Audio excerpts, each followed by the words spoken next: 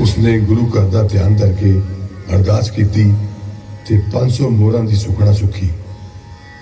उसकी बेड़ी सही सलामत कंढे लगी।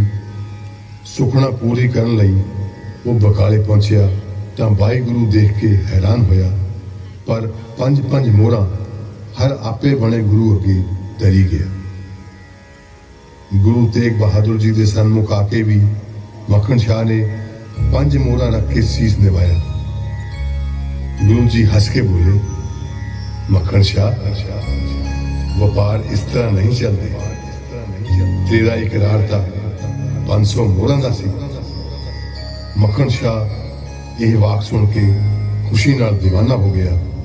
छत ते चढ़ के गाउण लगा, गुरु नाथ